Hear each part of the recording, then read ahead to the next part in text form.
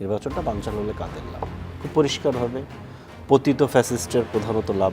যদি আবার একটা 1-11 সিচুয়েশন সৃষ্টি হয় কিংবা সৃষ্টি করা যায়, তাহলে আবারও তারা হয়তো বা কোনো না কোনো ফর্মে ক্ষমতায় যেতে পারবে, তাদের লাভ।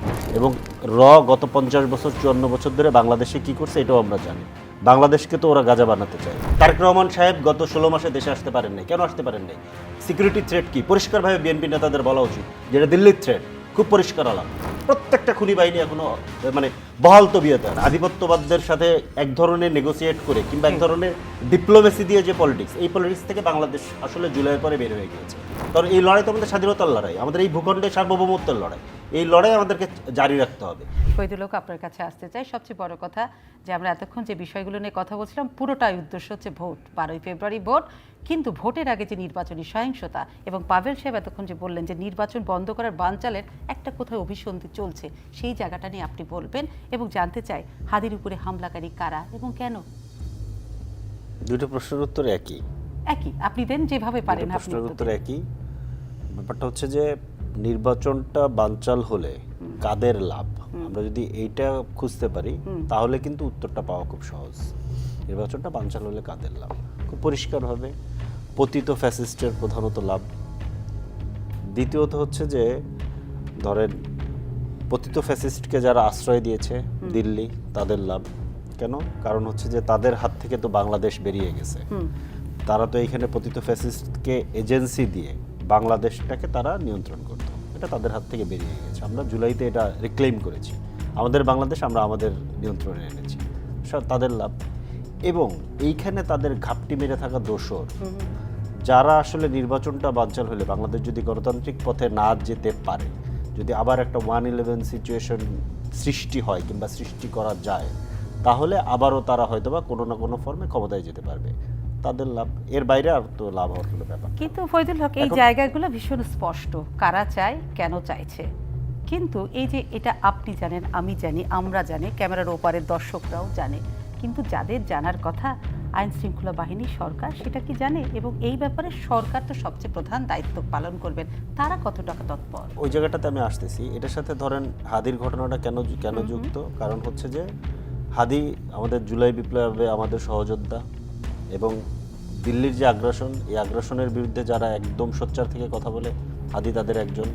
খুব স্বাভাবিকভাবেই এদের যে মানে মডেলটা, এদের অপারেশনের যে মডেলটা, এরা হচ্ছে টেস্ট করে দেখতেছে যে হাদিকে আঘাত করলে এটার রিপারকেশনটা কেমন হয়, বিভাজনটা কত মাত্রায় ছড়াইছে, যেটা অলরেডি ধরেন কিছু মাত্রায় ভুলে হোক, বুঝে হোক, না বুঝে হোক, পরিস্থিতির চাপে হোক, নার্ভাস ব্রেকডাউন থেকে হোক, গতকালকে মির্জা আব্বাস সাহেবের উপরে যেভাবে মানে যে পরিস্থিতি তৈরি করা হয়েছে, আজকে আবার রিজভী সাহেব যে বক্তব্য দিলেন, সবটা কিন্তু দেখেন ওই যে এক পক্ষের সাথে আরেক পক্ষকে একটা মানে মুখোমুখি অবস্থানে দাঁড় করিয়ে দেওয়ার মতো পরিস্থিতিটা তৈরি করা গেছে।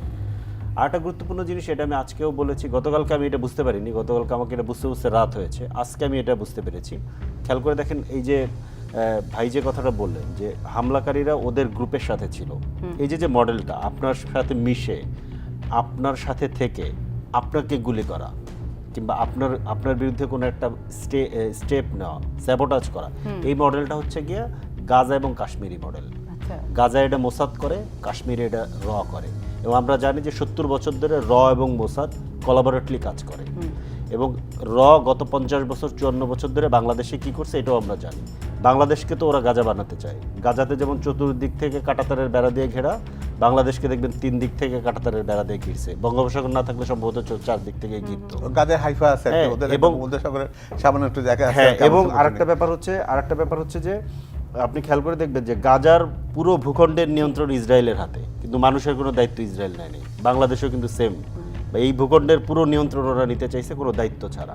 আপনার এখানকার প্রতিদিন বর্ডারে মানুষ মারতেছে, ভেতরে ঢুকে মানুষ মারতেছে, নদীর পানি বন্ধ করে দিচ্ছে, আপনার অর্থনীতির উপরে নিয়ন্ত্রণ নিচ্ছে, আপনার পলিটিক্সের উপরে নিয়ন্ত্রণ নিচ্ছে, ইভেন আপনার সেনাবাহিনীর উপরে নিয়ন্ত্রণ নিয়েছে। সেনাবাহিনীর উপরে নিয়ন্ত্রণ বাধাগ্রস্ত হয়, আমাদের 57 জন দেশপ্রেমিক অফিসারকে হত্যা করা হয়েছে। এই ঘটনাগুলো কিন্তু ঘটেছে। এগুলো আমাদের পলিটিশিয়ানরা খুব প্রকাশ্যে বলতে পারেন না। কেন বলতে পারেন না? কারণ হচ্ছে তাদের ক্ষমতা দরকার, ক্ষমতায় যেতে চান। এবং আমরা দেখেছি যে বড় বড় পলিটিশিয়ান যারা, তাদেরকে এই কথা বলতে অনেক হিসাব নিকাশ করতে হয়। কেন?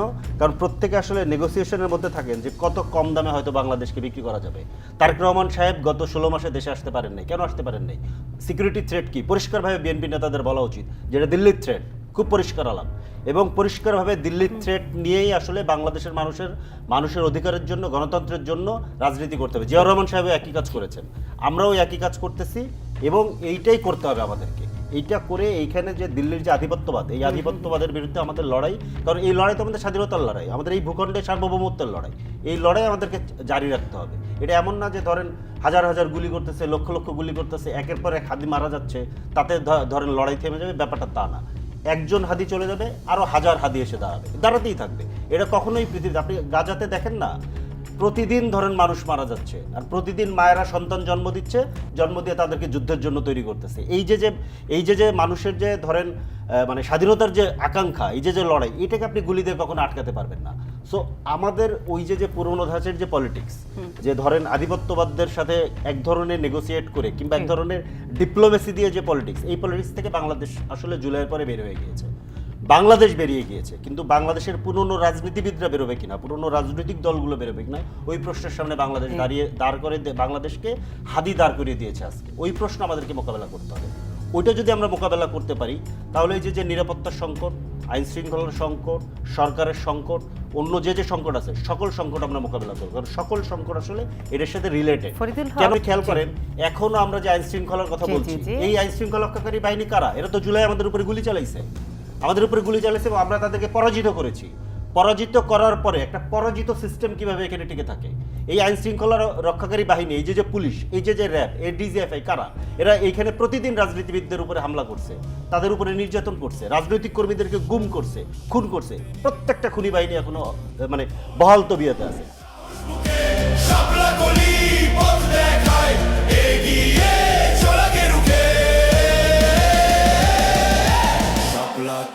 শাপলা কলি